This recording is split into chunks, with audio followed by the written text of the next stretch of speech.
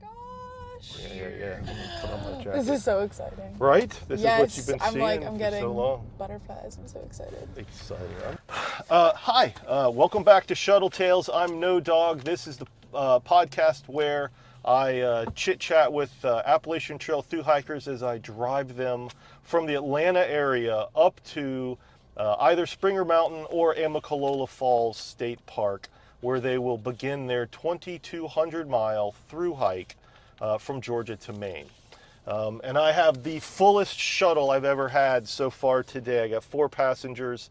Everybody's going to introduce themselves. Let me see if I got it right. So I got Indigo, I got Ross, Patty, and Ted with us today, correct? Like everybody's name right? Yep, you got it. You know, so the coolest thing is, so Indigo booked this shuttle, how long ago did you book me? Maybe like a month and a half. I was while pretty ago. excited. Yeah, so Indigo booked me about a month and a half ago. Ross and Patty texted me last night, and then Ted found Ross and Patty at REI about an hour ago, I guess, and you guys were like, yeah, we got a shuttle, and Ted's like, I need a shuttle too. And, and I get this text like, we met this guy at REI who also needs a shuttle. I'm like, if you guys want to squeeze into the back with him, you know, go 3 across and we'll make it work. And so here we are, we made it work. So we'll, usually it takes about an hour and 10 minutes to get to Amicalola, but this is rush hour traffic in Atlanta, so I'm going to estimate about an hour and a half to an hour 45, depending on what things are looking like here. All right, so where, Indigo, I'll start with you since you're in the front. Where are you coming in from? Where do you live, right, first of all, and then where'd you fly in from, if that's different? I'm from New Hampshire, the Lebanon area. Okay. And like I was saying, I had to take a bus down to Boston because there's not a lot of airport action happening in New Hampshire. So flying from Boston. All right, cool. Yep. Welcome. And you just flew in. Yeah. Just landed, got on the MARTA, came up here to the Sandy Springs MARTA and station. they're doing construction, so my MARTA ride was free, which was no great. kidding. That's cool. A lot of people just skip the gate somehow. I think a lot of people just steal MARTA on all the time. Yeah, that's great though. You get it free like that. Yeah. All right. And then Ross and Patty, where are you guys from, and where'd you come in from? We came in from Houston, but I'm originally from New Jersey, and Patty's originally from Canada. Oh yeah, cool. Ooh. Nice. How long? So you could say A. Well, A. Right, A. I've had a lot of Canadians this year. Take a look at the podcast, right? Lots of episodes with folks from Canada, with varied experience. You know, either Triple Crown attempts or never done it before. So great. And then Ted. Yeah. How about you, man? Born and raised in the Minneapolis area. I live in the suburbs there. Flew in from there today. Okay. Yeah, Canada Light. All right. We sometimes call it. Is that right? Because you're that close? Yeah. All Well, right. and the accent, it does a lot of heavy lifting there. Is that right? Yeah, the hockey obsession. There's a lot of cultural similarities. All right. I didn't know that. I've never been. I spent the winter in Milwaukee because I worked for a company here in Atlanta, and one of our big clients was Miller Brewing Company. So somebody had to be the sacrificial lamb to go consult there for November, December, and January. Yeah, the short straw. Yeah, our product sucked, and I was pretty much the only person in the company that could make it work that wasn't a high-paid engineer. So I guess the economics made sense. Send me. But I had a good time. I didn't have to shovel snow. I stayed at an extended stay hotel, paid for by Miller Brewing Company. Yeah, so that they always kept it clear enough for me to get in and out. Miller Brewing Company kept their driveway and parking lot for IT pretty clear. But everybody I worked with, that was like the main topic of conversation. I shoveled snow to get out of my driveway this morning. I'll have to shovel to get back in. Yep. It's so true, though, because when the plow goes through, man, they put like a 3-foot berm in front of you. It's maddening. Well, hopefully you don't see too much snow on the trail, although some people in the southeast saw some for sure the past couple nights. Oh, no kidding. We had flurries in Atlanta 2 nights ago. Yeah, I saw like here. I mean, it didn't stick or anything, but it was, we got down to the 20s overnight, and it was flurrying. At the night before, just blowing around a little bit. It looked like and it was. sorry. No, I was just saying, it was, mid to high 70s, like a couple days before. Like it's crazy, a little cold snap came in. But what'd you see, Ross? I had been pretty concerned about ice because like we didn't plant microspikes. And I thought when it was when it was getting down to 20 at night, it might get pretty icy, at least in the morning. Okay. Like it's getting warm enough to melt. Yeah. Or if you're on like a north-facing slope, even it could persist a little longer. Yeah, I think you get a late enough start where you really don't need to worry about microspikes at all. I mean, the worst case scenario is you have a 20, 30 foot patch of ice on the trail, and then, if you look around, go next to it. Or scoot your booty right on across it. Yeah, that makes sense. Or, use your trekking poles and stand up. The microspikes, I think, for when you're really doing, a quarter mile, like a long, and it's just snow and ice all mixed together. Well, I'm excited about hiking the Appalachian Trail, that's for sure. I've been dreaming about getting back out there since quitting my thru-hike in the year 2000. What's your start date? I was March 31st. So what's today is, what are we, the 18th? Just about 2 weeks from today? Yeah, so wow, that's so awesome. I'm so excited. I need to get back out there and get revenge on my 27-year-old self for quitting the trail. I didn't have to quit. I don't know. The trail stopped becoming the most important thing to me. And I guess if that happens, if hiking the trail is no longer the most important thing, then you'll quit. Yeah. So I got that from Jennifer Farr Davis's book, Becoming Odessa. And she got it from, oh man, I can't believe I'm forgetting this guy's name. He's like Hall of Fame, Appalachian Trail Hall of Fame guy. It'll come to me eventually. He used to teach, I don't know if the guy's still alive. He hiked the trail several times. From he did the 60s and the 80s and the 90s. Kind of 80s stuff. Yeah, I don't know about 60s. Kind of 80s for sure. And he used to give a actual how to hike the Appalachian Trail Institute. You could go somewhere in North Carolina and literally attend in person for a multi-day. Here, if you were going to hike the Appalachian Trail or really considering it, and he would apparently give you a class on it, and talk about it. But that's what he had to say. He asked everybody. Yeah, well, and that's something Jennifer Farr Davis said. At some point, it just occurred to her, awfully far south too, that every step that she took was a step closer to Maine, and she can. And I mean, sure, it's real simple that way, right? And I hadn't really thought about that one because I hadn't been walking to Maine in a long time. But yeah, that's something that hopefully I remember. It's if I feel like I'm not making any progress, you are, it's a daunt. It's such a. The other night I had. That's not a panic attack. It just the gravity of what I'm taking on, really hit me. Right when I was 27, I didn't have the executive function to really understand the undertaking of hiking 2,200 miles, and since I've been backpacking a lot in section hiking since then, it occurred to me this is more than just a 60 to 80 mile section hike that I'm used to doing, right? I don't get to come home. I'm gonna stay out there. I mean, I love it. I've wanted to do it for so long. My wife talked me off the ledge, so to speak. She's like, you got this. She's like, I was like, I just feel unprepared, and I don't, do I really know what I'm doing? And she's like, you know so much about backpacking and the Appalachian Trail and how to do all that and all the skills. And I was like, all right, thank you very much. You're my rock. Well, classic Dunning-Kruger effect. Yeah. What is that? Say it again? The Dunning-Kruger effect. Okay. It's when you know very little about something, you think you know everything. Oh. And then you learn more, and you're like, oh man, I really know nothing. The more you know, the more you realize how much you don't know. Type of thing. Yeah, and then that's eventually, the Dunning. if you're a PhD in something or whatever, okay, now you actually have true, real competence and more confidence in what you know. Yeah. You still are cognizant of what you don't really know. It's kind of the imposter syndrome Exactly. thing as well, right? Exactly. Which is, And at what point am I a real thru-hiker? Right.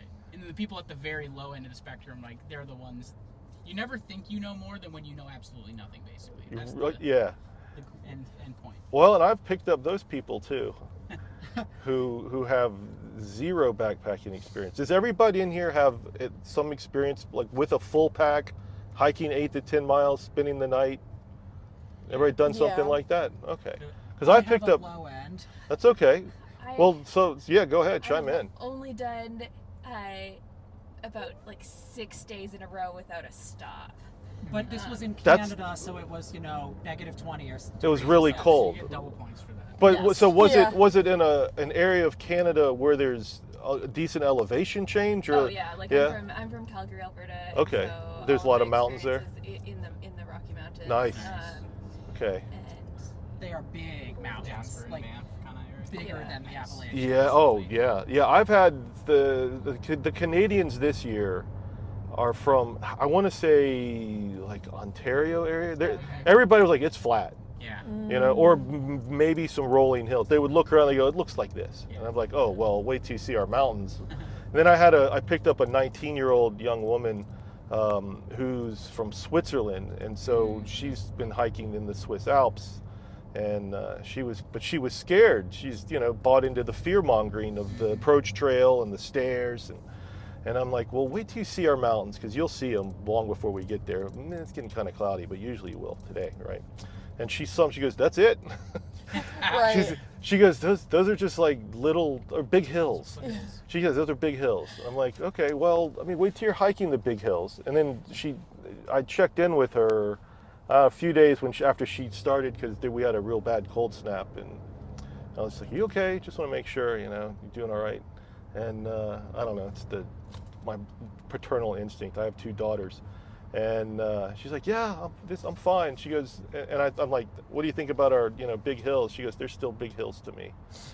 I'm like, Dang. yeah, right, yeah. So great, she's crushing it, killing it. I'm sure then, because I think it's pretty physically rigorous, I think that in the Canadian Rockies, what people use to distinguish mountain versus hill is if you get above tree line. Yeah. Oh. And if the trees could go all the way to the top, then it's not a real mountain. Holy, Wow. okay. That's no joke. I am fully aware that there is lots of elevation Yeah. gain and loss Yeah. on the Appalachian Trail. Yeah. I am not expecting to spend a lot of time above tree line.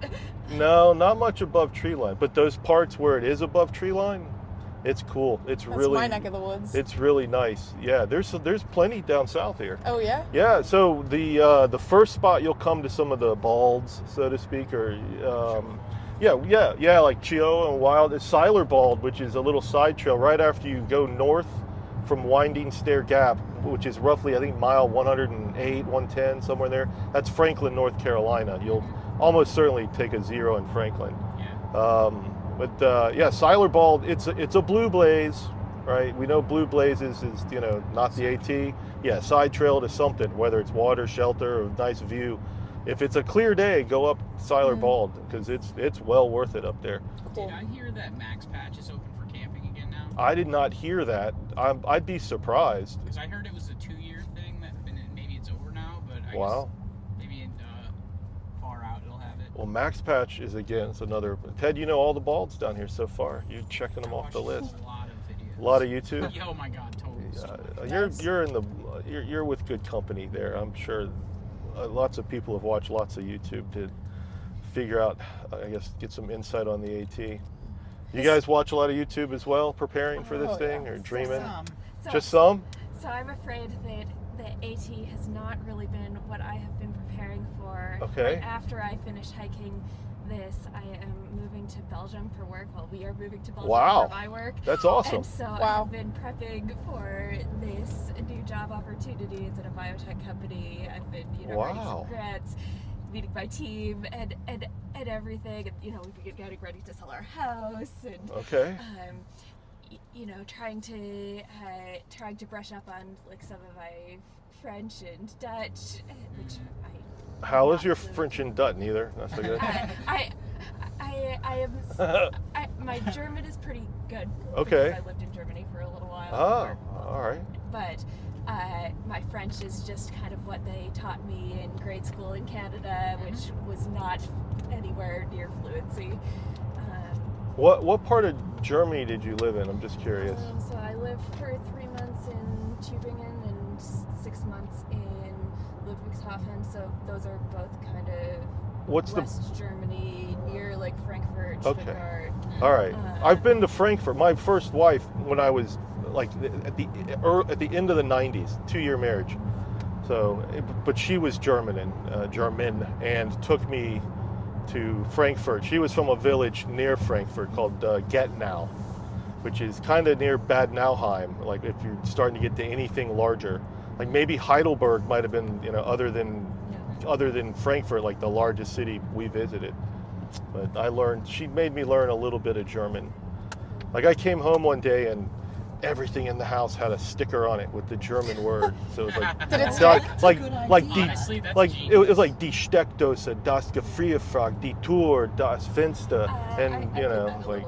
Did you? We should do that when we get to Oh my God! But I learned a lot of nouns, but not a lot of like conversation. And then she taught me a poem in German. Well, when I first moved to Germany, like both times I had a bunch of flatmates. So and in both of the times, some of the people that I shared a house with were not comfortable in English, and I was a lot worse with German than they were in English, but I was more willing to just go for it. And so that's great. Totally. Well, it sounds like a really exciting move. I mean, it's like a whole exciting hike, and then the big exciting move. It's good times. Yeah. So I'm not sure I'll make it the whole. So you don't think you go all the way to Maine? I'm waiting for my visa. I think that Ross might finish it up while I put down some roots there. Yeah, right. So, but did you sell your house?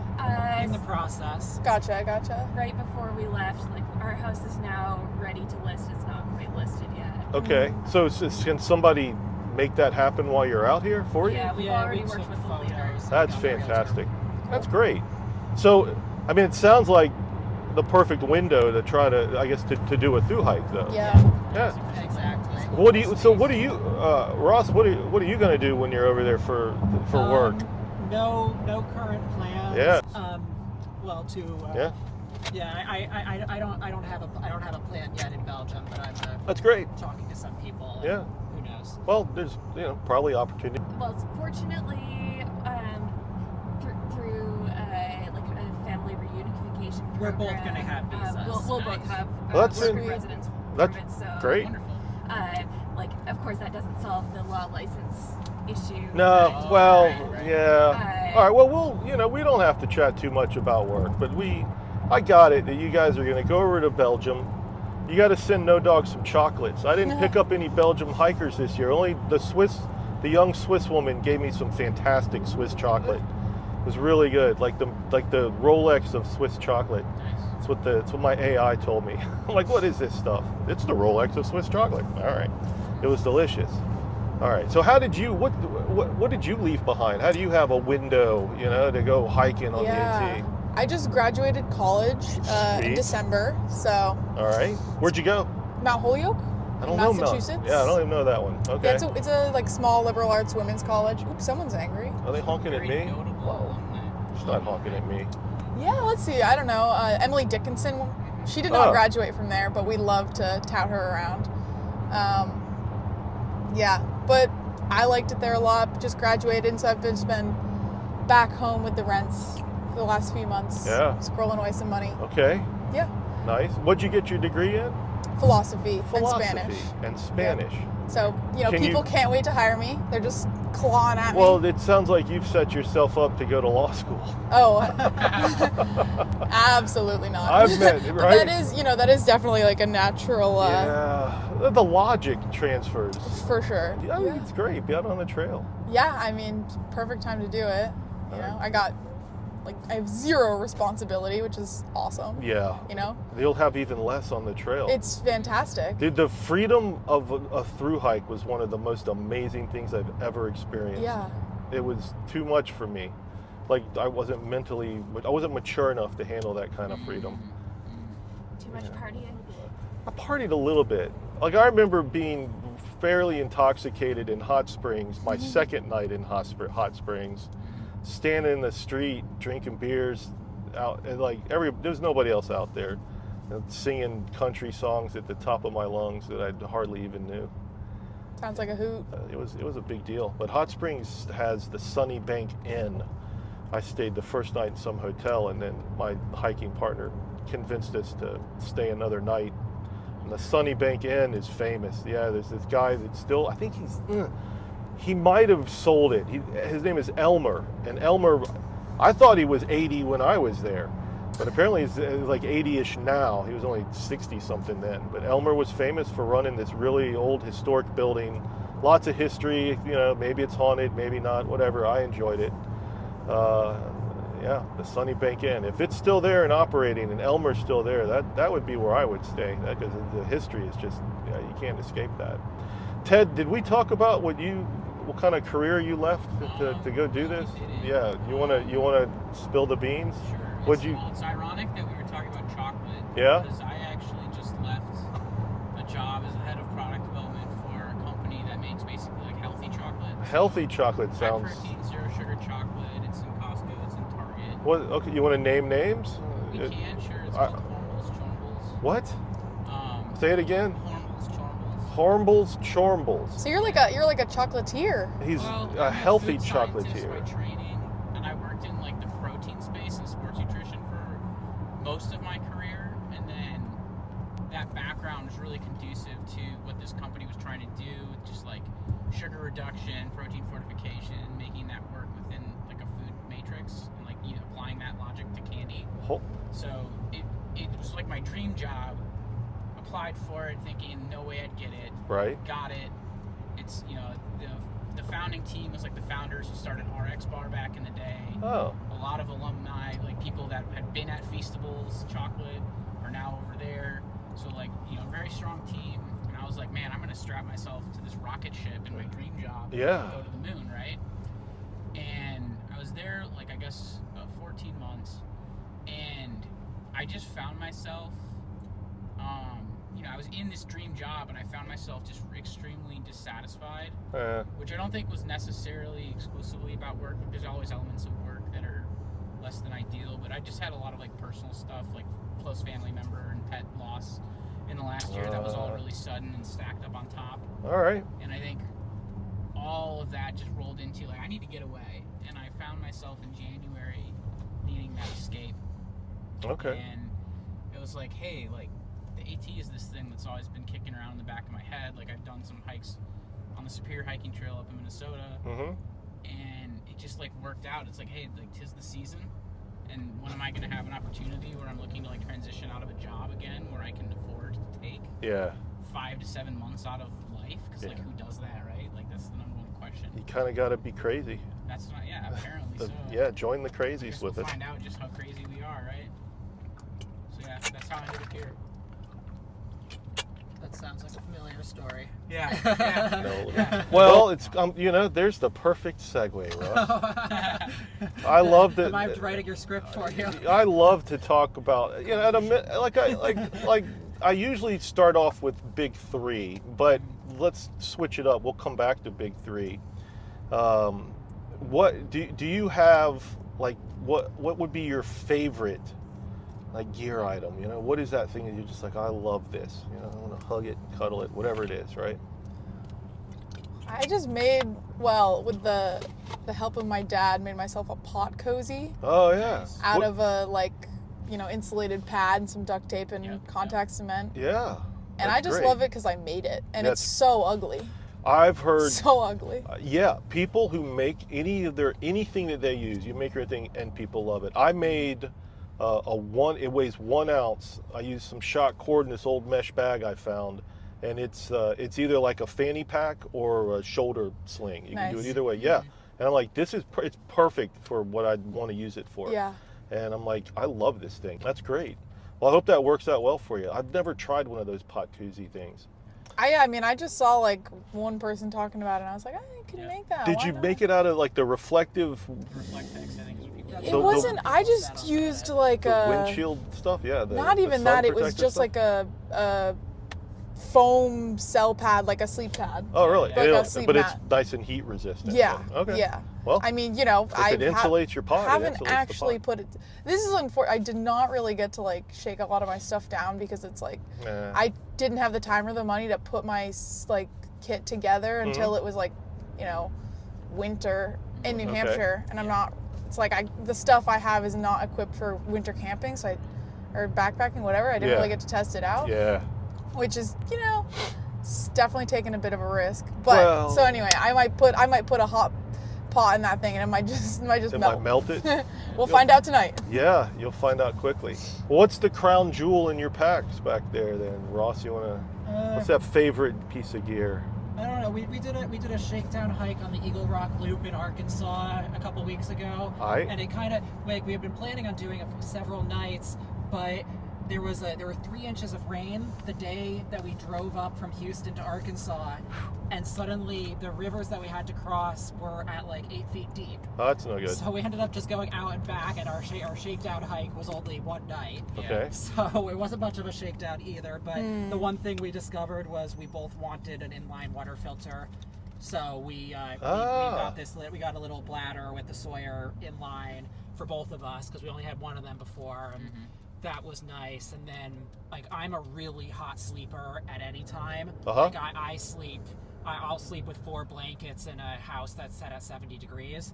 So, and like every time I've ever camped or hiked before, my downfall has been that I just don't sleep. Okay. So this time we got me like a heavier insulated pad. I'm going to carry a 15-degree sleeping quilt for the whole way. Okay. And I got like a big hot warm hood, or I should say I'm saying I'm getting, but Patty got all this for me. And then I got a nice comfy pillow. When you say a hood, like just a whole, like a down hood? A down hood over separate by head. itself. Yep. That's sweet. Yeah, I don't think I'll keep that for like the whole trail, but the 15-degree bag I'll probably keep for the whole trail. The whole trail, 15-degree bag. I think so. Like, Well, I'd like to hear if you do that. Yeah. Are you going to end up sleeping on it, or do you think you'll be in it? I think I will be in it. Okay. I sleep hot. Wow. You have not seen Ross sleeping with 4 blankets still Yeah. in a Houston summer, like Fully cocoon. Yes. All right. Well, Patty, do you have like that favorite piece of gear in the pack? Well, right now the grand embarrassing failure of my shakedown All right. was that I had not replaced the batteries in both headlamps, and so I ran out of batteries on in my headlamp during my shakedown, which I know, elementary mistake. It has been like a few years since I've done like a lot of backpacking. Sure. And so this time we have new headlamps with rechargeable batteries and recharging our power packs. All right. And I am pretty excited about that. That's great. Problem solved, hopefully.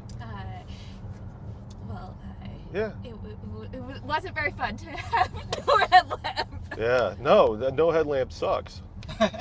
Absolutely. Even if you have your cell phone, because the whole point of the headlamp is to be hands-free. Yes. Yeah, you need 2 hands. Okay. I love it. Ted?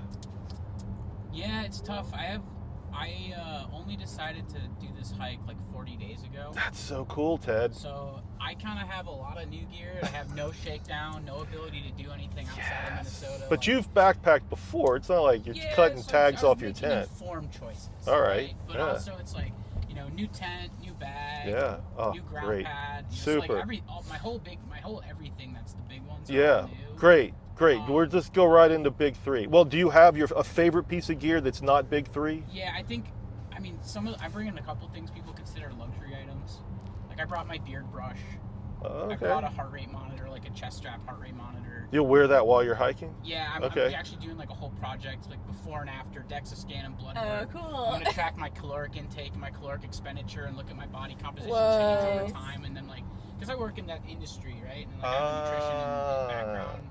And so I'm gonna do like a write-up at the end of the trail about I have like a thesis that you can, if you hike the right way with the right nutrition and like building in time to do resistance training, that you can use the AT or any long thru hike as a really potent body recomposition tool. Huh. And so I'm carrying extra stuff with me. Like I'm really loaded up on protein. I'm carrying protein powder packets and a whole bunch of jerky and extra salmon packets and stuff. Nice. And I want all of those things are things that I'm carrying with a mind to try to make this a physical transformation in addition to all of like the mental game and spiritual gains that you can get out of like undertaking the journey. That's great. All right, so just go right into Big 3 then, since all of it's new for you.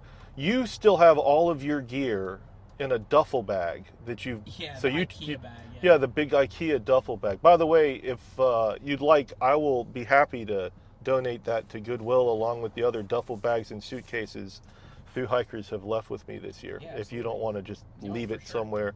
But we'll deal with it when we get to the lodge for you, and you can just take all your gear out and leave the duffel bag with me. It's your call. Yeah, absolutely. Otherwise, it's trash, right? No, yeah, let's do that. Cool.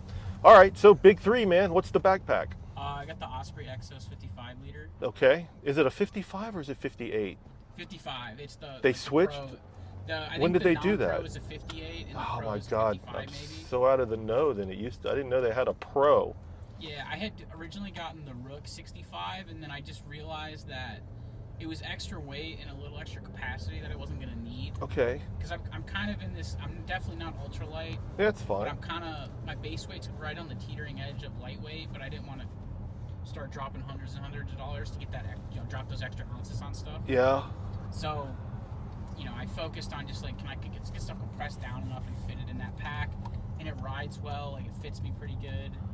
So it's an Osprey Exos 55. 55 Pro. Pro. Small, medium size. All right. I'm high-waisted, so I got a short torso. I got to go take a look at I'm out of the loop on the newer Osprey packs. I've been paying more attention to what these guys are going to say they have, but we'll get there in a second. All right. Tent or shelter. Yeah, it's a Lanshan, which Uh-huh. is like an Amazon Chinese brand. Yeah, they've been around for a minute. $125 or something. It wasn't that expensive. Yep. For one-person trekking pole tent. The thing I like about it, it's got the vestibule, obviously, like most of them do. Yeah. But then on the other side, it's not just a rectangle. It's got like that kind of triangular, like pentagonal shape where there's like a stake out on that side. Yeah. So you've got that extra room on the side of the tent if you want to like put your bag inside because it's really wet or something like that. Like a big vestibule area on that side? It's one person? Inside the one-person tent, and then there's a vestibule on the other side. So Oh, it looks wow. like a hexagon on the ground, but internally it's a pentagon. Oh, I was thinking. All right, I was thinking it was more like a Z-Pax duplex kind of build, but it looks similar. Okay, I'm going to take another look at it. The geometry's slightly different. Yeah. I've been seeing those for at least 5 years watching YouTube. Come along and become more popular and see hikers with those. Yeah. So that should hold up great for you. I think it's a really budget, but I think I don't see people complaining about them. Right. I don't hear about failure, which is kind of important, right? Yeah, and it's double wall, so like for 125, I had a River Country Products Trekker tent. One person, which that one's a single wall, and I was really concerned with the AT with moisture. Mm-hmm. And so I figure, okay, it's 125. If it fails, I can always go get like Durston or something. I can go get a more higher end one that might be more reliable, or go pick up some Z-Packs and order it ahead. But I don't know. I figured the double wall and the ventilation was going to be way more important than a lot of the other elements. Okay. I hope that works for you. I think it should. We'll find out. Yeah, that'll work for you. And then you've got to have some kind of sleeping pad and a sleeping bag or quilt. Yeah, I don't remember what the brand is. It's a R5.2 sleeping pad insulated. So I figured early spring, cold ground, you're going to want that insulation. And then it's a Kelty 20F down bag. Nice. Did you get the pad on Amazon as well? Oh, yeah, I got a lot of stuff on Amazon. Amazon, REI. Yeah.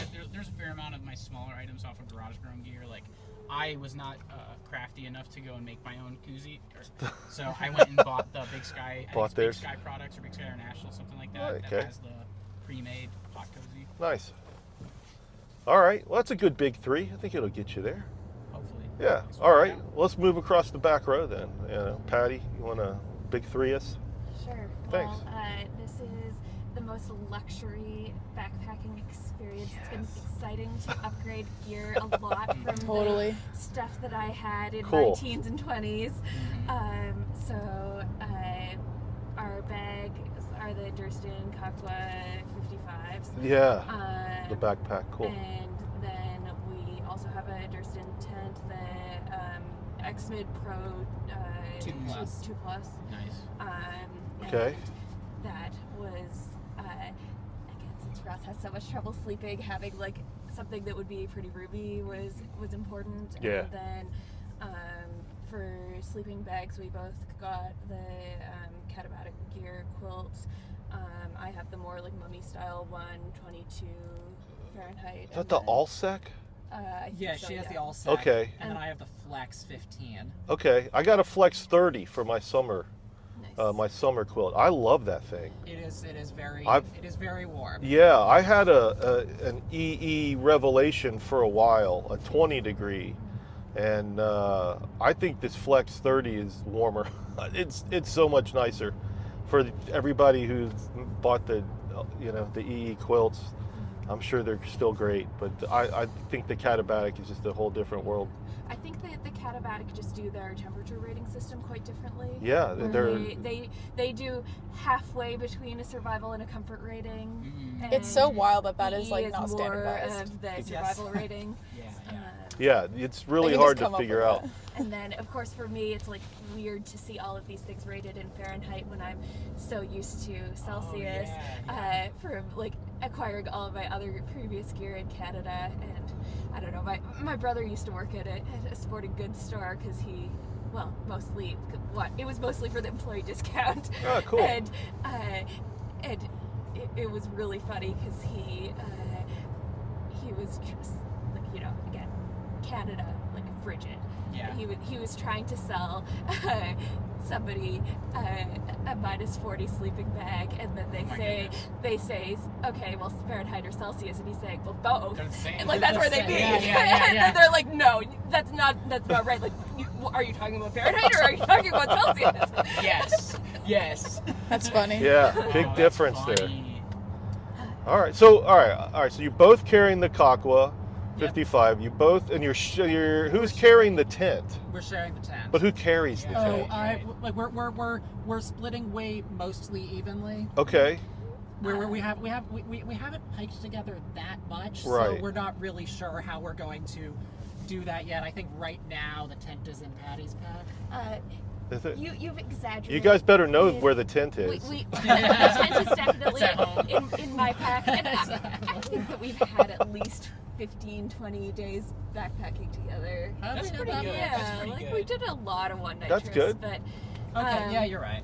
I think that right now Ross has the fuel in the stove. Okay. And you're using your trekking poles for the tent, or you bought dedicated poles? Yeah, it's a trekking pole tent, and it is sturdy. Like when we pitched it on the Eagle Rock Loop, it was like you extend the trekking poles, and then you can reach out from inside the tent and shake the trekking pole, and it does not move. Yeah, the thing is good. a rock. There's like a little bit of an art to pitching it. Like I had to watch Dan Durston's video like 5 times to really understand what you stake out, how you attach guy lines if you need the storm pitch. Like there was an art to get it to work, but it is sturdy. But you worked through all those pitching issues. We pitched it a couple of times at home. All right. We're super satisfied with it. That's great. We've both had many tents over the years, and it's kind of weird because it's a hybrid, like some of it is single walled, and I'm a little bit more familiar with double walled, so it was a bit of getting used to pitch the fly first. That's great.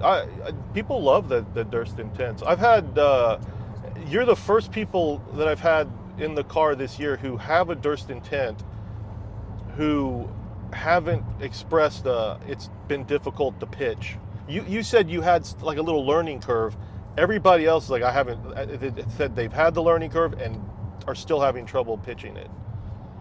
So we'll see. We might still. Well, you said you worked. No. He's just clearly very talented. What I'm saying is, Totally. Well, there's tons of people that use these things, and I'm sure there's some degree of.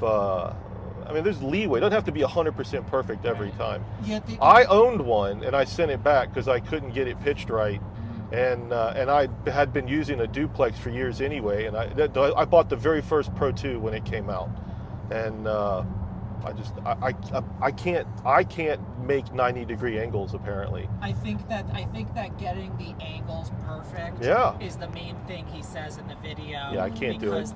Because it's like you gotta have the corners pitched, you gotta have the corners perfectly 90 degrees, but also the tent itself is at a bit of a slant. So like that whole box is a little bit complicated. I don't know, but I'm sure there will be a learning curve even on the trail. I think it'll probably be difficult if we have a slanty campsite. Well, nothing's level out here. Exactly. You're gonna have a little bit of. And then pitching a tent in the rain is always just challenging. Yeah, that's where the shelter or hostel night might come into play occasionally. Right, if you can avoid some rain. And this isn't one that you can pitch in a shelter if you have it to yourself because it has to be staked out. Yeah. Which was like sometimes pitching when I had a freestanding tent, pitching the freestanding tent in the shelter when I was like the only person, one other person. In a real storm, you can get the extra wind protection, which you can't do with the tent you have to stake out. Yep, that's true. I never thought about that. That's a really good point. Okay, so it sounds like you got your big 3 set. You'll make it through those challenges. I'm curious to hear how you resolve any kind of fine-tuned pitching issues with the Durston. I'm really interested in that. I suppose kind of follow along. Well, I've tried. I mean, like I said, I'm still a Z-Packs duplex. That's me. But I had one in 2018, and then whenever Dan came out with the Pro 2, I was like, all right, I'll try it. And I was like, you know what? I've been working for like 30 minutes trying to get a decent pitch, and I can, I can do the duplex with my eyes closed. I'm like, what's the point? Let me just send it back and let somebody else try with it. So I stuck with the duplex. All right, and I'm taking the duplex light on my thru-hike. I guess nice. I decided to. Yeah, I mean, I it's still a 2-person tent, but it's 40 inches wide instead of 45. So it's the duplex really is a huge tent for one person, but it's still light. But I mean, this one it's 15 ounces with the stuff sack. So I'm like, that's no kidding. That's nice. But I'm curious about durability. We'll find out. I still have my old duplex as the backup in case something goes to shit. And you just got a new one, I literally bought a new one for this hike, the duplex light. Yeah. But if your backup is still functional, you just wanted a new one. Well, my backup is an older version of a duplex. Gotcha. That weighs 23 ounces. Gotcha. And the new one is 15. Yeah, that's. So. I see. Boom. Yeah, I'm not ultralight. My base weight, it's 14 pounds. So with my winter stuff, when summer comes along, then I will officially be under 10-pound base weight for sure. But I've been doing this for 26 years, and slowly, just acquiring gear to lighten the load. And this year, the big purchase was shave another 8 ounces off the tent. Is that 8 ounces? Is that right? 23 to 15? Is my math right? Thank you. Half pound's big deal. Yeah. All right.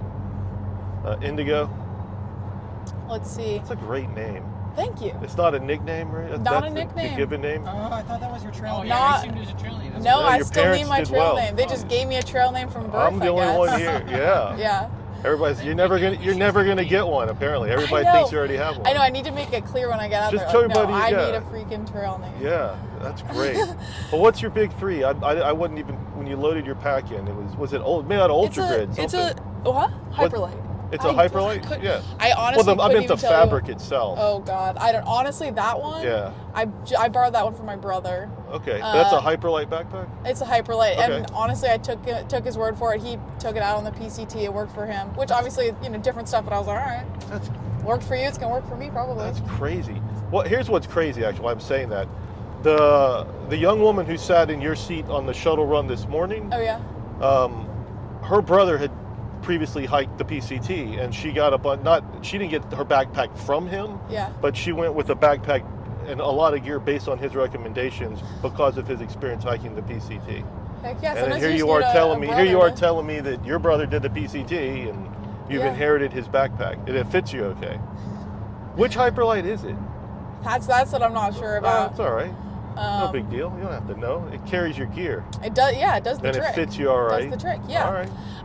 Well, my dad also had a Hyperlight pack that I was trying out, but it was just so whatever kind it was, it it made all the gear just kind of like out at the bottom, like it just like too wide at the bottom. So wide and big. It was carrying so much weight like away from my body, and so I decided to go with. That's no good. No, it was probably technically the better fit, like torso length wise. Yeah.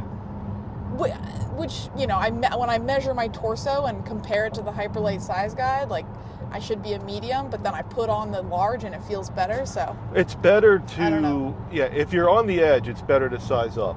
Sweet. With well, that's backpacks. what I did. Yeah, with backpacks, definitely better to size up because that frame will help keep. If the frame's a little too tall, it'll keep the straps off your shoulders. Right. If you go with the smaller size, you're gonna end up with the straps Right, on your shoulders like, and carrying too much weight no on your shoulders.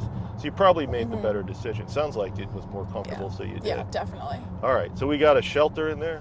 Yep. Yeah, I have the Big Agnes Fly Creek. The two. The U is it the UL2? Yeah. All right. And that's a popular tent. Yeah. Almost as popular as the Durston tents now. I couldn't tell if, you know, because I'm kind of splurging weight-wise two ways there. It's freestanding and two-person.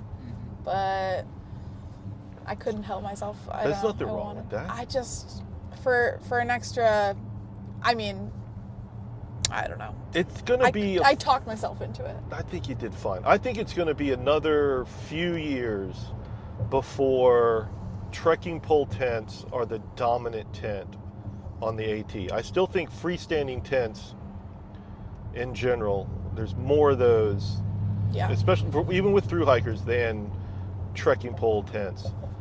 But I think is it Big Agnes that just introduced a line of trekking pole tents?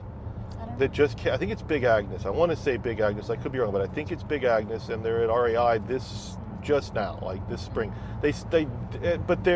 They call them ultralight, but they're not. Mm-hmm. They're not really ultralight for what it costs. Yeah. That you're better off going with a Durston tent. There's not really a point in getting a trekking pole tent if it's not going to be lighter or it's ultralight. It's not lighter and it costs as much or maybe $100 less than a Durston tent, and you're talking about the Durston tent's gonna be £1 less. Right. It's a terrible. The comments on the YouTube video when they put them out were just like somebody's gonna lose their job over this. You know, like it was bad. They got flamed. Is that still a term we use? Flamed? Yeah. All right, I didn't know. I'm old.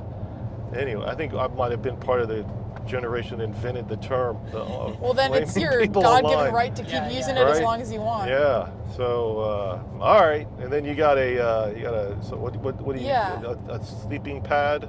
I'm sleeping on the NEMO Tensor. Tensor. That's the word I couldn't remember earlier today. And on top of me is the EE Revelation, 20 degrees. Well, so we'll see. We'll see how it goes. But I think when did you buy it? Recently? Okay. Yeah.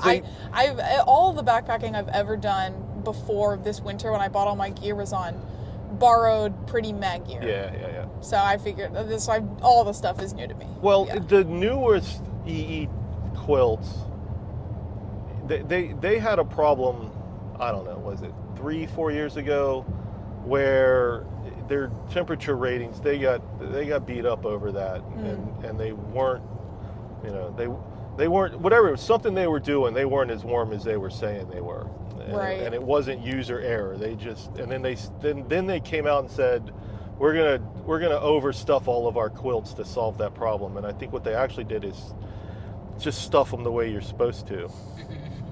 Is what it might have come out to. It might have come out to be there. You can go find lots of that in the our ultralight subreddit on on that. The whole history of their quilts and their temp ratings. But a 20, even the worst EE20 is probably going to be enough for you starting here. Yeah. Just I sleep pretty warm, just about the middle to end of March. Yeah. A lot of women don't. I mean, a lot of women need more insulation than, let's say, the comparable man. Like men, we need. Right. I find we need more. Or do I have that backwards? I don't know. Whatever. No, there's stuff. And maybe I'm right. Yeah. Sometimes I'm right. Sometimes I'm right. not right at all. I'm so pretty wrong. built, so like, I got some cushion, keeping me keeping me warm at night. So. Yeah, well, you probably have a puffy if you need to throw one of those on. Yep. Yeah, exactly. I dropped off somebody a few nights before our recent cold snap, Skittles, on the episode that either just aired or is about to air. It'll air by the time this does for sure. And she was from Colorado Springs, and she's like, I just have a Melizana, the grid fleece, no puffy.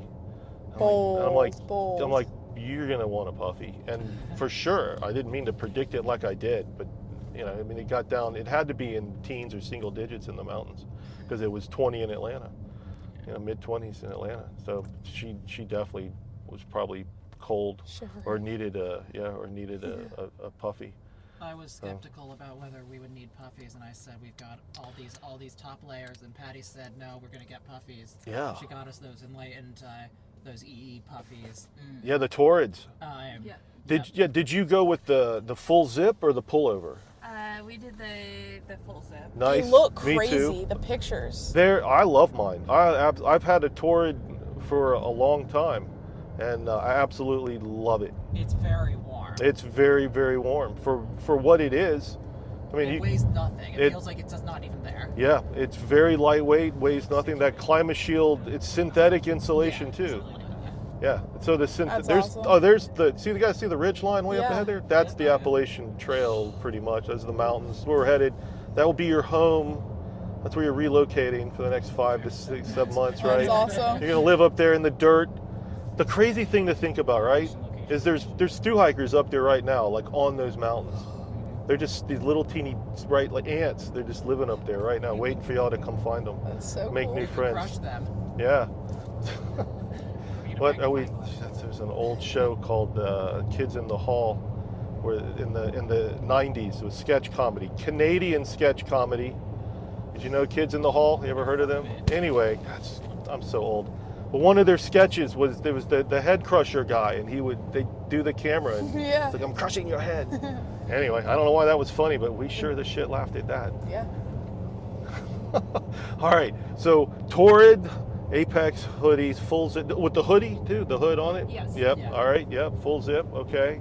And then your puffy, what'd you go with since we're talking puffies? Borrowed. Yeah. I borrowed it from my dad. It's synthetic because I didn't want to worry about sweating in it. I think a synthetic puffy's the way to go on the AT. And so. Unpopular opinion. Yeah. Well, is that unpopular? There's a lot of people who buy down puffies. I know it. It doesn't. Stuff down as well. It weighs more, but I just. But the AT is moist. I don't want. I made a lot of choices knowing myself. I'm a pretty type B person, not a great planner, not very methodical. So I knew I want to just have to worry about things as little as I can. Yeah. I want to be able to put the synthetic on and not be like, oh, I'm gonna sweat it out. Oh, it's gonna start raining. I just can put it on. Yeah, I don't know if I'd wear a puffy in the rain. No, so but much. if it's, I don't have to be quite as neurotic. Yeah, I wouldn't get the down wet at all, right? All right, Ted, you bring a puffy with you? Yeah, Outdoor Ventures. Pretty sure it's an Amazon brand. Okay, so you're the Amazon guy. Yeah. You should keep. You should really.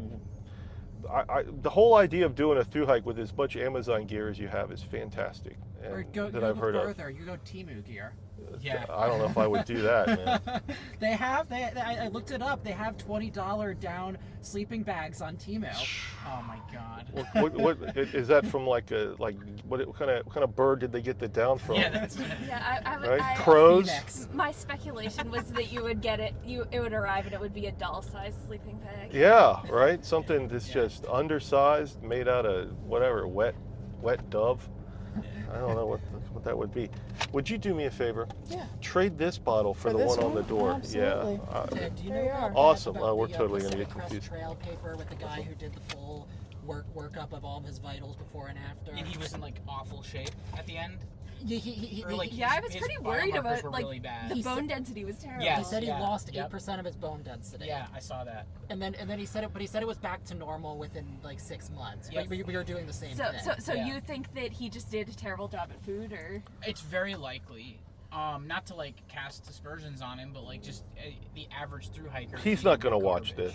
Yes. Well, yeah, but just generally. Yeah. Like, you know, like it's super hard on your body. It's extremely taxing. Like if you have proper nutrition, in theory, like it's great. Like the impact is going to help, especially in your bone density in your legs.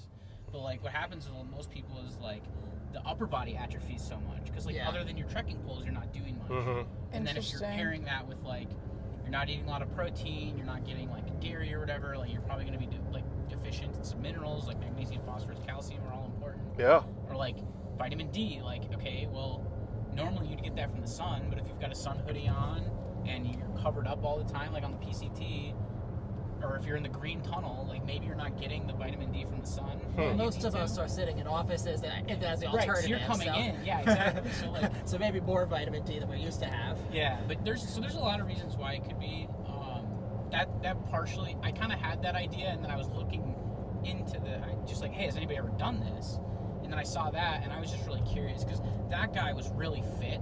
So he had a high baseline, whereas I'm like far on the other end of the spectrum, and so I have nowhere to go but up. Nowhere to go but up. General biome. Right, that's what I was. What are your? Oh, sorry, Indigo. No, go ahead. You're good. So what are your theory? And I've been thinking about this. Like I thought like at least trying to do like push-ups and not even sit up, but like something upper body in camp, so you're not. But like, what other theories do you have? Like last night we were finishing. We were doing our last couple of days of food prep. Mm-hmm. Patty wanted to buy a bunch of chocolate bars. She's like, we need the calories. And I said, I don't want to start with that. Yeah. I just wanted like 2 chocolate bars for the first 4 days. I know. I don't want to start with like. I don't want to start with chocolate bars. I'll definitely be eating a Butterfingers for dessert tonight. What are the rest of your what are your other theories for how to stay healthy? So great when question. I take a 0 day in a town, if there's a gym there, I'm gonna take a double 0, and on the first 0 day, I'm gonna go in and do an upper body like weightlifting workout. Wow! And then do a true rest day on the second day. So like, even if that's like once a week, that's enough. Like, you know, like the mechanical tension on your muscles and like the metabolic stress of like actually doing resistance training like that is enough to offset some of the atrophy, like, you know, otherwise that muscle will waste because your body doesn't think you're not using it, your body doesn't think you need it. Mm-hmm. So like you can do that in addition to like daily push-ups, or like go on a picnic table and do like hanging rows on the bench, or like try to do pull-ups on stuff. Like all of those things are helpful. Some type of on-trail upper body workout. Absolutely. Yeah. Is that things people are doing? Because like no, they don't. No, I was gonna say because personally, no, because you're so tired. I feel like I'll get to camp every night it's well-laid and pass plans. out. Yeah, well-laid plans. I think it's very difficult for people to stick with that kind of thing. Yeah. And then how about nutrition? What are your biggest tips on nutrition, being the food scientist that you are? I mean, so I also think like at the end of this, I'm gonna make like a clickbait video called I ate 800,000 calories of processed foods and lost 50 pounds. Oh, there you go. Because like on that very high level, it is kind of like weight loss is a calories in, calories out thing, right? And like I'm carrying a lot of food on my body as body fat. So like I can carry less food because I could run right now a 3,000 calorie day deficit off my body fat. Okay. So like how long do you think you can do that though? Well, it tapers down. Yeah. Like I did the math, and it's like by the time I get to the end of the trail, like at a 6-month pace, that would shrink from like 3,000 calories of availability to about 750. Okay. So like it's on the paper, you'd be able to burn all your body fat many times over, but you only have a certain amount that's actually really accessible because your body releases it on like a body size time scale. So it's not all immediately available. You're likely to lose 10 to 15 pounds within the first few weeks. Oh, I would say so. Yeah, something like that. I'm looking forward to it. No kidding. What would you say? So if we wanted to minimize sugar, candy, gummy bears, I don't even think you need to. If you want to, you can, but I don't think you need to because you're gonna burn that quick, especially on climbs. You're gonna want to fuel with sugar at or before a climb, by like an hour or 30 minutes before you know it's coming. You want to get some like trail mix, chocolate, protein, fruit. Man. So you don't think it's proteins and fats? Sorry to jump on your lines. Unhealthy to eat sugar if you're actually using it? I think it's still not great, but like it serves a purpose. It's fast fuel. Okay. Like I'm not gonna be eating a Snickers bar every day, but like if I look at protein bars, like the Gatorade bars have sugar, but they don't have sugar alcohols, right? So like you go look at like a Quest bar, that's got a bunch of like erythritol or xylitol or whatever. Well, sugar alcohols, when you're digging holes to use the bathroom, is not gonna be your friend, right? So like thinking about the way that your body's gonna interact with the food, not just from like nutrients, but also how it's gonna affect your digestion and all of that, like getting adequate fiber intake. Like there's so many things that you go into it. So like from my perspective, it's like my goal is drop fat, maintain lean muscle. The more you talk, the less prepared I feel. No, it's okay, because I have it in my head, but then I showed up at REI today, and I was like, oh, damn, I forgot to get a shuttle, and now I can't find anything. So it all evens out. You know, like, we all have our strengths. I have a food question for you. Yeah, sure. Okay, I was doing my food, I was buying all my food, and I was getting tortillas. And I was like, okay, do I need the carbs from regular tortillas more, or do I need the fiber from the carb-free tortillas more? You know? It depends what else you're eating. Right, I guess so. I guess balance. I ended up going for I guess, right, it depends. I ended up going for the fiber ones just because I looked at everything in my cart and I was like, okay, carbs, carbs, carbs, carbs. And I'm not seeing a lot of fiber, so I'm going to go with that. And then what are you targeting for calories per day? Oh, you have severely overestimated me. Oh, her or me? Or you? Or like, or what would you say? What would you say for like someone who is not intentionally trying to lose a lot of weight?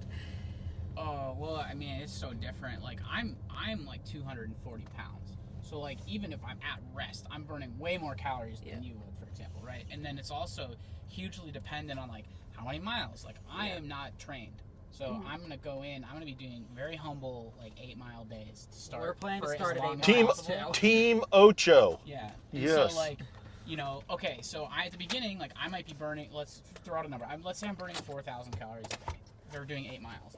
If I get to Virginia and I'm doing 20-mile days, I might like, and if it's like some, what do they call those PUDs, pointless up and downs sections? Yeah. If I'm doing PUDs, I'm at the roller coaster, I might burn like 8,000 or 9,000 on a 25-mile day, right? So like, that's where like having the heart rate monitor to see the level of exertion that I'm having and like tracking what I'm eating and like I know my protein target is going to be like minimum of 150 grams of protein a day. How are you going to do that? I have so much, like I have multiple packs of beef jerky. I got like tons of salmon and tuna packets. I'm alternating between salmon and tuna because I don't want all the heavy metals that are in tuna. And then also the omega-3 fatty acids in salmon are really good for like anti-inflammatory and like recovery from like all of the chronic, you know, you're just constantly moving and like you're getting wear and tear on your connective tissue and your muscle tissue. Okay, this is good stuff. And then the other thing is like the reason I want to use the heart rate monitor is I want to stay in zone 2. Like you've heard of zone 2 cardio is optimal for fat oxidation. And the other thing to think about is like, so when you start to jump above that, you're now starting to rely less on fat and more on like glycogen and stored carbohydrates in your body.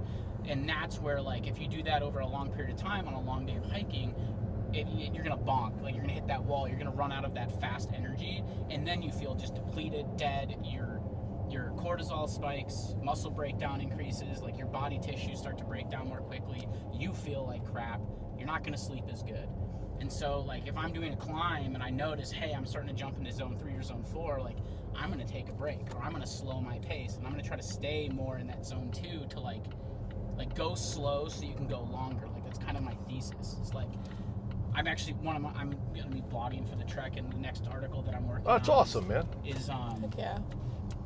You're gonna mention my shuttle, I hope. Oh, of course. My podcast is really important. The first day of my first week. Fantastic. I love it. Good. So the next article is gonna be called "In Defense of Fat, Slow Thru-hikers." Because like I said, like I'm carrying all this energy on my body, so like my pack can be lighter. And like my body is adapted to carry around my body weight versus if I had to take an extra 5 pounds of food and put that in my pack, now it's like that's throwing off your gait, it's throwing off your balance, it's throwing off your core stability, where it's like it's centered on my body efficiently, and then it also like will go down over time, right? So like my legs are strong enough to carry me at 240. If I get down to 200, that's like 40 extra pounds of capacity that my legs don't have to carry anymore. And so like over time, it'll make me like even more resilient. So it's like I have been training the last few months. Exactly. Interesting. Hey, let me interrupt real quick for everybody. This area that we're leaving right now, you will not see this amount of civilization for weeks. Okay. With like Walmart and Home Depot, and there's an outlet mall and grocery stores and whatever. All That's this, the goal. yeah, you will not. I don't like even like the biggest mountain city, or mountain town or trail town in Georgia, right? Like Hiawassee or Clayton, like not as big as this as far as all the commerce and stores and shops and things. You won't see. I don't know where. I don't really know where the next place is that's this extensive. So when we're actually going to get to. I don't know, another 6 minutes or whatever it is to, it's like a lawyer talk, right? I live my life in 6 minute increments. Come on, young lady. Building 0.1. Right, yeah, build a 0.1 on this drive from here to the downtown. It's like the downtown historic Dawsonville. There's like 2 gas stations and a Dairy Queen and the courthouse. And after that, it's just rural.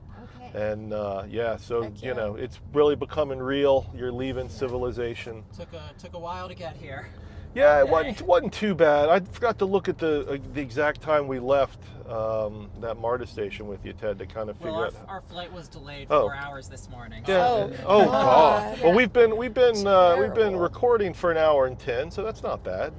No, this Not bad at all. Drive is not bad. No, the drive when you get good people, good conversation. I'll tell you right now, here was one of the hardest things for me hiking. It still is. And I see this happen to a lot of hikers on YouTube, which is, what do you do with all the extra time? Because, let's say we're all going to hike 8 miles a day. I don't know how fast you're planning, but you guys seem Sounds to about chime right. in when Ted said 8 seems good. Ted, all season I've been saying I'm forming Team Ocho, which is that we hike 8 miles a day, at least until Count me in. Franklin. Right. And yeah, anybody that wants to go faster, congratulations. We're on Team Ocho over here, and we're not going to hurt ourselves. We'll just start easy. But if you average, let's say 2 miles an hour, even with like your break, lunch break, potty break, stop, take a look at a view. I hike at 2 miles an hour, like consistently. So 8 miles, 4 hours of hiking. So let's say I decide I'm going to be the last person out of camp and leave at 10 a.m., which is impossible. I'll leave at 8 because I can't stay longer. I guess that's just, I get up and I'll get going. But if you start hiking at 10 a.m. and you hike, 4 hours, then you're done at 2 in the afternoon. My math good? All right. I'm a lawyer. I don't do math so well. And I'm sorry, I'm a reformed lawyer. I don't do law anymore either. But so you're done at 2 in the afternoon. You're sitting there at the shelter twiddling your thumbs, or wherever you decided you're going to set up your tent. The sun's going down at about 7 o'clock p.m. right now. You got to come up with something to do with all that time. Chit-chatting with other thru-hikers around helps. On my section hikes, I've had where I had to make myself take longer breaks.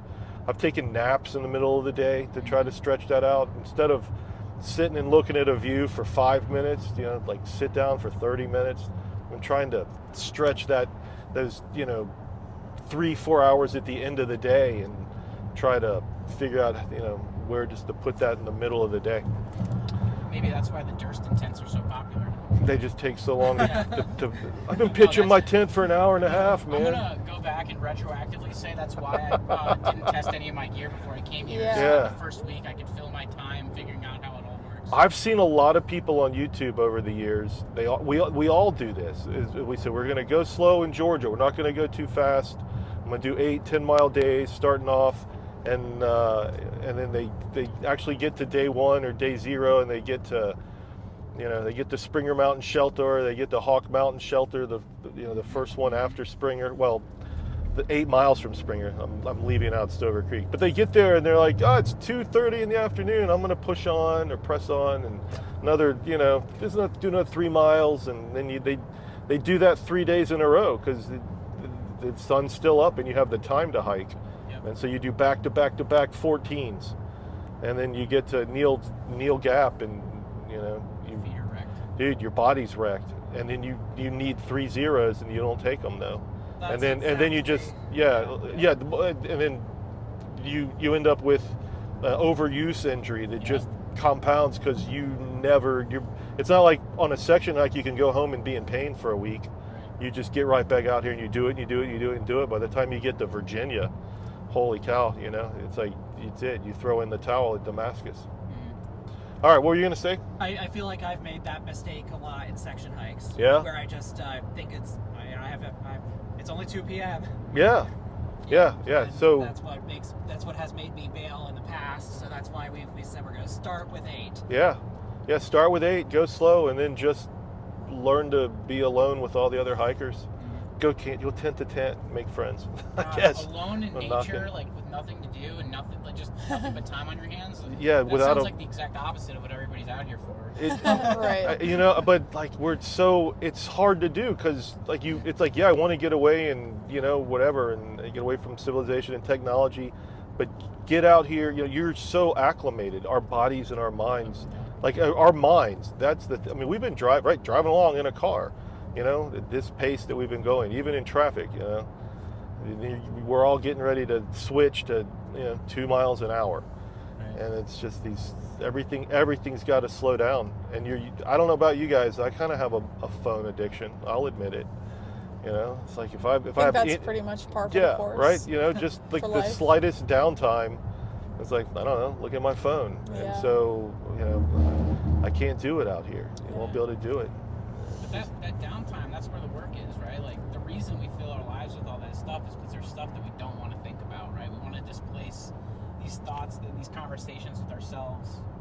And like a lot of people come out here for that, and so like I definitely have things like that. Yeah. It's like if you can't ever separate from it, then you're just leaving that on the table, like that opportunity for the introspection. Yeah, that's smart. You've given us a lot of thought, Ted.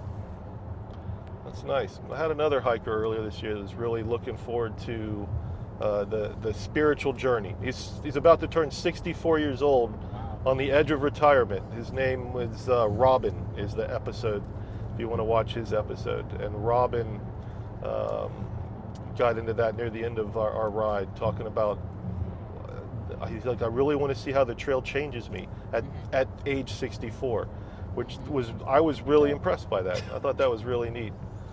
It's just physically impressive too. Yeah, I hope he seemed to be. I was surprised when he told me he was 64. I would have guessed younger. Yeah. Absolutely. So he looks like he'd probably be able to handle that. But it was just neat to hear somebody. I'm 53, and it was just neat to hear somebody at 64. Down to change. Yeah, say I'm like I want to go through a spiritual change, a transformative. Yeah, that's pretty neat. What are you guys really looking forward to out here? And don't have to say, the spiritual change. I mean, anything in particular, that just pops into your mind. I'm sure there's a whole long list of things. On the spiritual side of things, I am actually hoping to get a little bit more into meditation. Nice. Yeah, meditation sounds fun. I think even if you're not meditating, hiking itself is meditative. I don't know. You're just focused on the movement of it all. Very. It's kind of cool. So that lends itself to that for sure. You can absolutely get in a flow state. Oh yeah. While you're hiking. Yeah, I loved that. Getting in, I guess on my attempted through hike, I noticed that sometimes it would just, there's something called a 10 by 10 or 12 by 12. You guys heard of that? So it just means doing 10 miles by 10 a.m. or 12 miles by noon. Gotcha. Okay. And those happen because, and you're not even paying attention to it. It's all of a sudden, it's noon and I've done 12 miles, which is awesome, right? 10 by 10s even. 10 by 10s equally or even more impressive. And you're just in that flow state, just trucking through the woods, averaging, then you're actually moving at 3.5, close to 4 miles an hour sometimes when you're really getting those strides going. So we're coming into downtown Dawsonville. I say downtown, there's a few buildings and a square and a couple gas stations and the Dairy Queen we passed, and I guess this used car dealership. These are the last gas stations. If anybody needs to use a restroom, we might have another 12 minutes or so to get to Amicalola. If everybody has their lighters though, right? Their bottles of water, all the food and snacks they want to get. Yeah, my water's empty. Okay. I'm staying at the hotel. So. Yeah, their hotel's got plenty of water for you. Run in somewhere to get a lighter. Yeah. This is the lighter gas station. Heck yeah. The Circle K. Yeah, that's where I stopped for many a thru hiker. I should have. You would have assumed I would check. There's a water source right at the shelter. Yeah. Okay. Yeah, there's either they have the water fountain outside the bathrooms turned on, or the sink is equally as potable. Cool. Do you have the Far Out app? I do, yes. Indigo. Yes, I do. Okay. Yeah. I just hadn't checked, okay. you know. Okay. Yeah. But yeah, I got it. Okay. Good. Yeah, I don't think there's. Well, I guess you could always walk over to the creek, which is what the falls becomes, which runs through there. I had really thought about getting water out of there when there's a water fountain right. Come on, bro, it's your turn. When there's a water fountain right there. But yeah, I mean, you're right there by the falls. There's plenty of water. Well, right, I guess falls. Yeah, I would hope that there'd be something to drink over there. Yep. All right, let's see. All right. It still doesn't feel that like real yet. Well, it hasn't hit. Oh my God. You still have one more night in a hotel. That's true. I need to sleep, man. I haven't slept tonight. It'll hit when we're 40 hours. Okay, Yeah, go when ahead. we're I had a lot to do at rehydrating home. risotto for dinner tonight. Yeah, that's for sure. Oh, that's. As the temperature drops. Yeah, when you're like, oh, time to go dig a hole. Oh, you're gonna be great. That too. Well, you have actually. they'll probably be like there's actually running plumbing actually near there. At the shelter? Wow. Yeah, well, it's like 100 feet or so where the base camp and the Heck visitor yeah. center is. All right. So I'll have a cushy night. What's that? They should call it like I'll have a the cushy Springer night Hotel. tonight. Oh. The I'm feeling- Amicalola American is what they should call it. Oh, look at that. Yeah. It's not feeling real to me because I just had this. I've just what I've been getting up to the last few months living with my parents is just waitressing at a couple different places. Cool. One of which was a Irish pub, and so Okay. yesterday, Would you work St. yesterday? Patrick's Day, it was You worked yesterday? yes On That's St. cool. Patty's Day. the Wow. most insane day of work I've ever had. It I'm was sure like it was awesome. 13 hours. Oh Yeah. my goodness. It was like 7 a.m. to 8 p.m. Oh. nonstop. God, it was crazy. Just so many, drunk people. Yeah. Yeah. It is the season. But so it makes being here. I just, This is a I different did- world. It was there was no like day of transition to be like, okay, I'm going out there. Yep. I'm looking forward to seeing how many people are at the shelter here tonight. You know what was interesting? I was on the ATC website, the thing, and I saw how many people were registered to start on St. Patrick's Day. It was like Was it a big day? it was the biggest day Big they spike. had. Oh. Oh, really? More than April 1st, more than March 1st. Huh. It was huge amount of people on St. Patrick's Day, and I looked. That did not track for last year. I didn't go back farther than that, but I thought that was interesting. I was I like, wonder people why. really felt like we're feeling festive or something. The Irish continue to seize out. Yeah, seriously. The American. The real Irish, I don't think, celebrate St. Patrick's Day. No, it is a distinctly It's an American holiday. American. I mean, we love it. It's like, it's just green drinking day. Mm-hmm. What's Yeah. not to love? I registered for the 19th because it's the equinox. I was Aw, like, that's fun. That feels like nature-y. Yeah, that's a The good one. vernal equinox. Well, I'm also registered for the 19th, so let's say I did it for that reason as well. I'll see you tomorrow morning to get our tags and get the bags weighed. Heck yeah. Yeah, you'll be up at the lodge. So the I'll lodge, have to hike down. well, you can either hike down or almost certainly there's going to be other people up there that are backpackers that probably have their ride spending the night with them, and you just do what you did today, man. I'll hike Just down. ask around. I'm hiking down. It's different. Yeah, but if I was, you're like, gonna- having to hike up and Well, but if you hike down to the base camp, right? So it's a mile to base camp down the stairs. Yep. Well, the first, it's really just I guess from the lodge to base camp is 1.1, and the stairs headed southbound, is like the first, I don't know, Not even quarter a to mile, a third, roughly those 600 stairs. Yeah, and then it's kind of a flat downhill, but you're gonna have to turn around and go back up. What's your plan? You're gonna get a ride back up, or you're I'll gonna walk back up. turn around and hike it? All right, whatever. That's up to you, man. I would get a ride down to base camp. So? Okay. I would. I would. I mean, why add an extra mile to your day that you don't need to add? It's because it's already from the Arch to the Springer Mountain Shelter is 9 miles, including you know, like it's 8.8 to the summit, and then 0.2 roughly to the Blue Blaze to the shelter, and then you got to walk. Let's say it's only 0.1 or less to the shelter itself. I mean, you can set up a tent or whatever. So, you guys got more chocolate? Heck yeah! Ross had not brought any candy bars, and I decided I really. I literally have so much. I just got Christmas presents because I was sick for Christmas, and I got all this chocolate, and I was like, oh, I guess I'll just throw it in my bag. So I have way too much. What? You want to stretch your legs? You no, I was just sitting on my phone. I was uncomfortable. I was like, what the heck is under me? Got it. I'm just nervous because I lose weight when I'm stressed, and I had been very stressed the last few months and accidentally lost 15 pounds, and I have noticed what you're talking about with the like suddenly having less weight to carry around and it being like easier, like some of my exercise classes have like gotten easier and stuff, but I feel not great about starting this hike having already lost a bunch of weight prior to even starting. You know, oh, I'm sorry, go ahead. Oh, I mean, exactly what you're talking about. Women typically gain weight because they build muscle mass, on the AT at least, all right? So even while the men are, you know, we're losing all of our body fat, you know, and gaining whatever muscle we do. I don't know, apparently women, they'll either stay level or they gain weight, typically. So, you know, don't be too stressed over that. I think candy too is like, it's partly calories, but it's like the psychological benefit of candy. Like if you're having a tough day, like that pick me up is like invaluable. Like a Snickers bar just hits so right sometimes. Yeah, it's a good reward when you get to the top of a good climb. It's like, let me have a Snickers.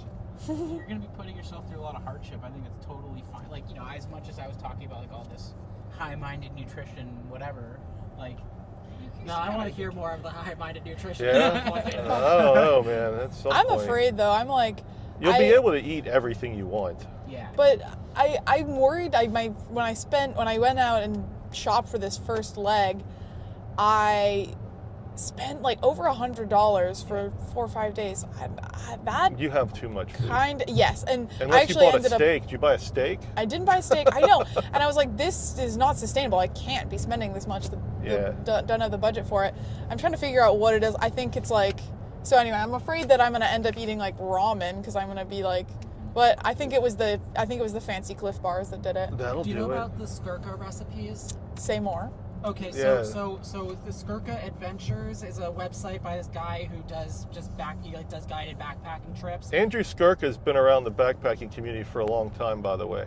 And he's got some good recipes for making he has recipes where he transforms ramen into something that's actually good. Nice. Oh heck yeah! I mean, it's good already. It's just not very nutritious. And then he has, for example, one of the Skirka meals that we make that we have planned is instant rice, instant beans, Fritos, and cheese, and it's kind of a complete meal. Like what do we Sounds call it? fire. Oh, because you would have more to say about that. Fairly balanced, huh? But it's like balanced enough, and then like for example, for ramen, he had a peanut sauce that was like a very high calorie peanut sauce to throw into the ramen. He says throw out the flavor pack that comes with it. Yeah. And then all of his recipes are tailored for weight to calorie ratio. That's pretty cool. Sweet. He has a lot of stuff posted on his website. Yeah. We planned some of those, and then we planned some recipes from what was that website called? Like the Canadian Backpacker or something like that. I don't really remember. We have a pretty luxury first week. We figured that we would be going through a lot of those towns you were talking about that have, you know, nothing more than a Dollar Tree or whatever, and we wouldn't have very many options. And so Ross heroically planned us some very delicious meals, and we like dehydrated them at home. Oh, wow. That's cool. First class right there. Fancy. That's how you feel yourself on trail right there. And so our first week is definitely going to be like top notch. Best week. But then we'll need to, you know, do the ramen. Yeah, I'm kind of envious. I wish I'd done that. I'm looking forward to discovering that I actually like McDonald's. Well, see, that's the same question I had asked before. Like, what are you looking forward to out here? So you wanna see if you like McDonald's? Well, like I'm very picky about food, and I'm like I'm like a little bit too bougie about what I'm willing to eat. Yeah. But I feel like once you get to town and the only restaurant is a McDonald's, it's gonna be so delicious. You don't. Oh yeah, for sure. This is like forget about whatever. Yeah. The French laundry in San Francisco. Yeah. I hope that works out. It Yeah, increases I'm scared of McDonald's. I used to eat a lot of McDonald's, and now if I eat any McDonald's, I just feel sick. So we'll see how that goes. I'm curious about that as well. I volunteer with Big Brothers Big Sisters, and I'll text my little sister from the trail, but in our last going away meal, she's 13, and I had offered to, do whatever restaurant and fancy meal that is her heart's desire, and because we wouldn't see each other for a while. Right. And I was prepared to do pretty much anything, and her heart's desire was Wingstop. Nice. Yeah. I had actually never been to a Wingstop before, so she introduced me. Nice. That's such a teen move too. Well, I think that her sister goes out to Wingstop with her friends, her older yeah. sister, and so it's a cool kid thing It's to like do. the allure now. And so she had, just built up this picture of what Wingstop was in her mind and wanted to have the Wingstop experience. So That's cute. that was my that was actually just yesterday that we went out to Wingstop. Aw, that was my last. that's fun. That's really nice. Well, we've talked about a lot of our concerns and anxieties and fears. I usually ask, what's your big fear? But I think we've got a lot of that stuff out. Looking forward to, I wanted, Unable to sleep. Being unable to sleep. That is my biggest fear. Being because you're cold or just. For me, I fail at backpacking or at any kind of camping when it's the middle of the night. I'm cold. It might be drizzling a little bit. I need to pee. I can't get out of the sleeping bag right now, and I just don't sleep all night. And then I'm like, you know what? This isn't worth it. Yeah, holding your pee. Not only is it tough to sleep, but it also makes you colder. No kidding. 'Cause Yeah, your body's there's some physiology in there. heating up the liquid. Yeah, I don't know. I don't know. You're diverting energy that would Sure. keep you warm to holding your pee. Yeah. And then Ross wakes me up at 5 a.m. because he's already been up for the last 4 hours. And he's anxious to go, and he's like, I can't stay here anymore. And I'm like, This it's is the fine. internet. That's crazy. Just waiting for the sun to rise. Yeah, you got to bite the bullet and pee, or carry a pee bottle, or I've pissed out. I have a two-door tent. There's one side, if I have to, I will pee out that door. Dang. Just barely, Doing that try this it. time too. Well, I think I might have some anatomical limitations. You got it on right. that You got to front. pick up. Have you seen the thing? It's called the pee Yeah. the pee style. I've given that one a try. Yeah, I hear it's hard to line up. Yeah, that I might circle back to it a bit, but All right. it's not Good in so concept, screaming. poor in practice. Yeah. Kind of. Yeah, I'm kind of like, all right. Does well, anybody else have a big fear they want to throw out, chit chat about? I think we covered a bunch. My big fear is probably getting injured, and then I'm really concerned about ticks when the time comes. But I think I got a good plan on that. But I'm really looking forward to answer the question I asked. Is hitting all the different trail towns and really experiencing those. It looks a lot of fun. Trail days. Trail days is on the list for sure. And I don't. You may not know this about me. You might be able to tell, but I really love the people and interacting. With. I love thru-hikers. I love thru-hikers on day 1, day 0 too. That's the best. Your mindset, your headspace, is so unique to any other. There's nobody like it, right? You can't meet anybody whose brain is where you're at. That's the approach trail in front of us, by the way. The Amicalola is over there, and Springer's roughly over here to our right. Look at that. Yeah, that's it. So you'll hike that tomorrow morning. Yep. Yeah. So anyway, it's real. How we feeling, right? I mean, y'all are gonna spend the night up here at base camp or the lodge. Wake up in the morning, but I'm buzzing. to get to the the shelter down here, you'll walk a good 100 feet or so of the approach trail, literally finally step in the dirt. Mm-hmm. I've often said that as soon as you committed to hiking the Appalachian Trail, that you became a thru-hiker. That it starts before you actually get to the White Blaze or start the actual hiking itself. That all the planning, and thinking, like all the planning that you're doing and thinking about it in preparation, like that is part of being a thru-hiker. And now it's just kind of the next step where you start the hiking part of it. So congratulations on making it this far. A lot of people don't even get this far, they quit. It was amazing how much sitting inside at a desk on a computer it took to plan for being outside versus in nature. Yeah. All right, here's so much. Yeah. So much internet. Okay, let me ask you this, which is something. This is the first year I've been able to ask this question, which is, did you and to what extent rely on or use AI as part of your planning process? 100%. Only a little bit. Did you a ton of AI for this guy? Okay. And only a little bit for you? Yeah, like we got like broad outlines with like make a list of what gear we will need, but we weren't buying anything or settling on anything based on a recommendation from okay. Gemini. Yeah, I should clarify. Yeah, what'd you do with AI? I was using it I was feeding in like the top I can't pronounce the word, topographical data, and and I was looking at it in terms of like, okay, here's my body mass, and like planning for like how do I manage caloric deficit, like a lot of the nutrition stuff was what I was using it to plan. Like again, like yeah, you could give me recommendations on gear, but I'm gonna go like based off of what actual thru-hikers and YouTubers and people that are experts in the field. I'm not gonna trust AI with that. Yeah. Interesting. Okay, Indigo, AI for you or?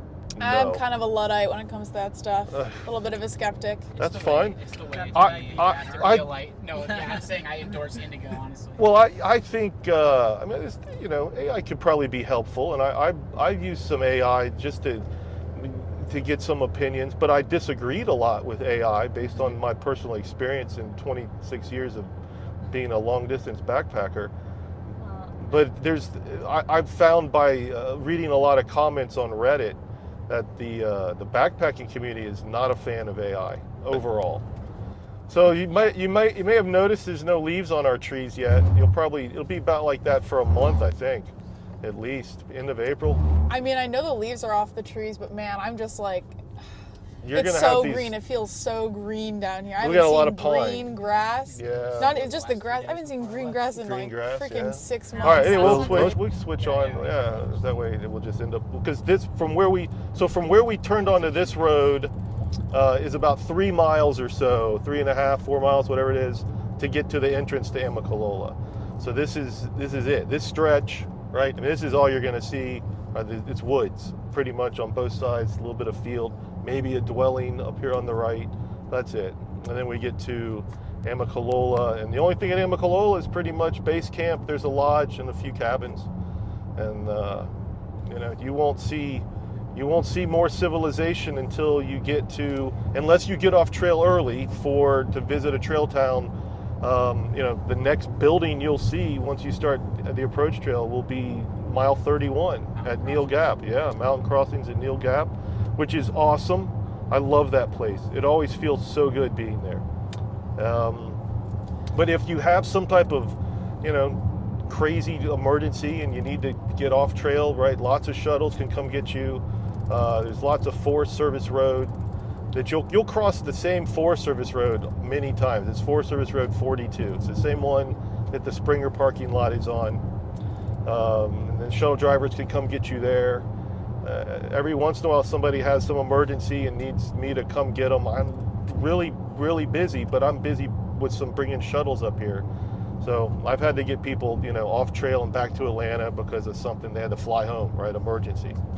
So if you need something like that, feel free to hit me up first. I probably can, I'll already be up here, so most likely for something, we'll just work it into a schedule.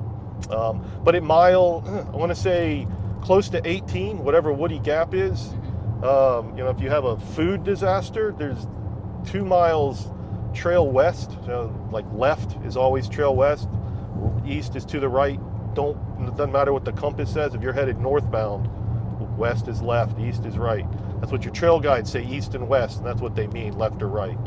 Don't look at the compass. Anyway, the trail west at Woody Gap, like 2 miles, there's a gas station there. It has plenty of food. And if you, let's say you're, I don't know, everybody doing bear hangs, or does anybody bring a bear canister? Hang. Yeah. I bought an Ursack. Yeah. And I realized Cool. that it wasn't going to be able to fit for like a longer carry. Like 100-mile wilderness, it wasn't going to be big enough. Yeah. Well, and I didn't get the almighty ones. Right. So it's like if it's in a bear box, it's going to get eaten. Yeah. So I went with the Z-Packs bear hang kit, and we're just going to do a PCT hang. I think that's smart. I'm a hang guy as well. There's no way at this point that I want to carry the weight of a canister. And I've even considered it like a bear resistant food bag, but those are still 8 ounces or so. I'm like, yeah, it's heavy. Expensive. They're like $300. Yeah, they're really The one I got expensive. wasn't that much. Yeah, It was they small. maybe 180 somewhere, like for one of those. It's still really expensive. Well, the good news in Georgia, all of our shelters, and maybe some of the tent sites now, but at least all of our shelters have bear boxes and bear cables and water and privies. Now I've been hearing though that mice are starting to get smart about getting in bear boxes somehow. Yeah. So, but bear cables. So there's a lot of bear cables might have 3 total cables, but you can put like 6 bags or more, and there's a pulley. Yeah, it's just there's a hook and then a pulley, and then you hook the other end of the pulley to the nearby tree. They like literally somebody's climbed up and strung a cable from 2 trees. So, but once you get to North Carolina, not only does North Carolina welcome you with a slap to the face with a 800, or close to 1,000 foot elevation gain over the first mile. This is Amicalola. Anybody want a picture of the sign? Save it for the arch. Yeah. Okay, I'll take your picture at the arch for you now if you'd like. Sweet. Yeah, we don't have to ask strangers some other time. Anyway, once you get to North Carolina, though, I don't think they have there's no bear cables. So you have to. Well, you should practice your PCT hang in Georgia. What happens? What is PCT hang? Oh, so PCT is the Pacific Crest Trail. It's a specific way of rigging your. Oh, let me give you a lay of the land real quick, because I usually always do this. It's part of what I do. So, the little is the bathrooms. The big is the visitor center. Behind the visitor center, and I'll point it out, is base camp. And then you go through the arch, which is behind there, and then you hang a left, and then there's the shelter back up in there. Yeah. Anyway, so the approach trail though parallels this road that we're on. I'm sorry, I'm not trying to poke you in the face there. I'm just really good at pointing apparently. And anyway, it's at the bottom of the hill, the approach trail, and it comes over here and it picks up this little wooden walkway over here. I'll try not to hit this speed bump too fast. Anyway, a PCT hang is a way of using a carabiner and a toggle on your rope, your bear line, below the carabiner, so the toggle stops at the carabiner and holds your thing up in the tree. Oh, I think that's like. Yeah, take a look on YouTube. That's what we The do. stick and Okay. and then it slides up, and then it basically meets the bag halfway down. Because old school, we just used to Yeah, throw it yeah, I know over, what you're and then talking we would, instead of doing that, we would just take our line to the closest tree and wrap it around and do some type of hitch. Anyway, the approach trail crosses the street that we're on and goes down over there and then comes up this parking lot, and then crosses the parking lot and then picks up this sidewalk here, and then crosses the bridge over there and then goes up that paved sidewalk there, which is deceptively steep, and then there's the falls up in that way, and then the stairs. Don't look if you don't look unless you want a spoiler. And then well, you didn't get to see it as close as you will tomorrow. Oh, goody. The falls are so cool. It's the second tallest cascading waterfall east of the Mississippi. It's 700 something feet of cascading waterfall. Where's the tallest one? I forget. I don't care. It doesn't matter. It's not in my home state.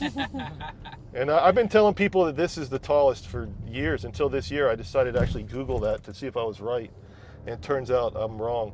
I don't, my Reddit username is Motsly Right, Motsly Right. And literally that was accidental. I meant to put mostly right. That's hilarious. That's really funny.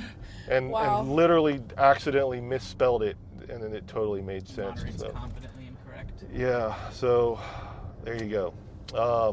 Then we get you down here at the base camp. We'll say I'll wrap up and we'll say goodbye. I'm gonna come over here. There's no oncoming traffic. Avoid the speed bump. Such a renegade. Yeah. Oh, yeah, there's the arch. Yeah. Oh my gosh. Yeah. I'm gonna put on my jacket. This is so exciting. Right? This is what you've been seeing I'm for getting so long. butterflies. I'm so excited. Exciting. I'm excited for you guys. I can't wait to be here in a couple weeks. Yeah. So you basically what you do is like you'll throw it like your rock bag over just like normal, right? Yep. And then what you'll do is you'll thread your like the hanging the hanging end of the line through the carabiner. Yep. And then you'll like pull the bag up all the way to the top of like the branch that it's on, so it's right up against it.